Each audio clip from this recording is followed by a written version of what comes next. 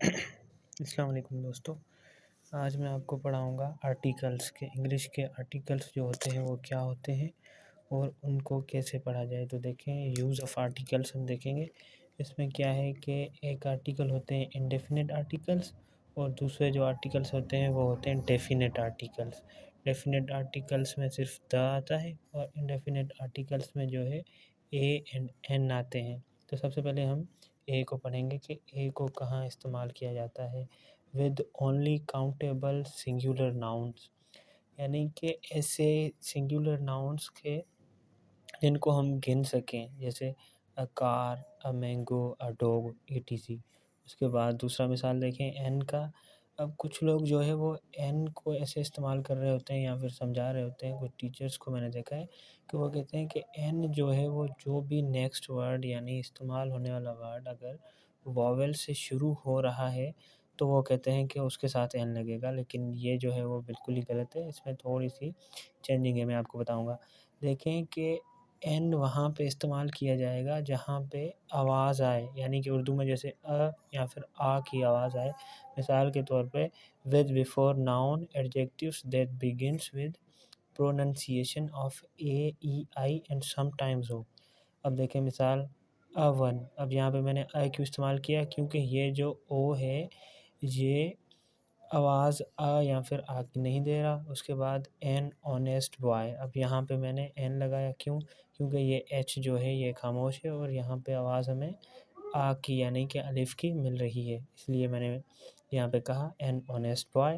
اور اس کے بعد دیکھیں یورپین، یہاں پہ یورپین، یہاں پہ حالانکہ ای بھی آ رہی ہے یو بھی آ رہا ہے، لیکن پھر بھی ہم نے یہاں پہ لگایا۔ اس لیے لگایا کیونکہ جو آواز ہے وہ کسی بھی یا پھر یعنی کہ این میں سے واول میں سے نہیں آ رہی۔ اس کے بعد دیکھیں این ایم اے اسکالر۔ اب یہاں پہ حالانکہ ایم آ رہا ہے، کانسوننٹ ہے، ایم واول نہیں ہے، لیکن پھر بھی میں نے این لگایا، تو اس کا مطلب ہے کہ این اگلا ورڈ جو ہے جب بھی یا پھر سے شروع ہوگا تو ہم این لگائیں گے۔ اب یہاں پہ دیکھیں این ایس ایچ او۔ تو آئی ہوپ کہ آپ کو این کے جو مثال ہیں وہ سمجھ آ گئے ہوں گے اور اے کے بھی سمجھ آ گئے ہوں گے۔ اس کے بعد ہم دا پر آتے ہیں۔ اب دیکھیں دا جو ہے وہ کہاں پہ استعمال ہوتا ہے۔ So as complete class of that kind, یعنی کہ دا وہاں پہ استعمال ہوتا ہے جہاں پہ پوری کلاس کو شو کیا جائے، یعنی کسی کا جو ہے وہ پوری کائنڈ کو، جیسے مثال کے طور پر میں کہوں کہ دا کاؤ، دا کمپیوٹر، دا پین، یعنی کہ کسی ایسے وغیرہ کے ساتھ، اور دوسرا پوری کلاس کے ساتھ، جیسے میں کہوں کہ دا ہیومن کائنڈ وغیرہ۔ اس کے بعد آلریڈی مینشنڈ، یعنی وہ چیزیں یا وہ جو کہ پہلے سے ہی مینشن کیا ہوا ہو، یعنی جیسے کہ this is the boy I was waiting for, یعنی یہ وہ لڑکا ہے جس کا میں انتظار کر رہا تھا۔ اس کے بعد with unique nouns. Unique nouns کیا ہوتے ہیں؟ دیکھیں اب دا ہولی قرآن، یعنی ہولی قرآن کے تو مد مقابل کوئی بھی نہیں ہے، اس کا مطلب ہے یہ ایک یونیک ناؤن ہے۔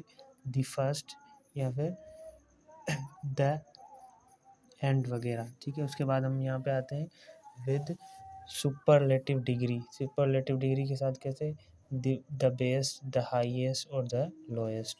اس کے بعد پانچواں جو ہے with countries made up of group of states and islands. اب یہاں پہ دیکھیں میں نے دا پاکستان لکھا ہے، لیکن اس کو میں نے غلط قرار دیا ہوا ہے۔ کیوں؟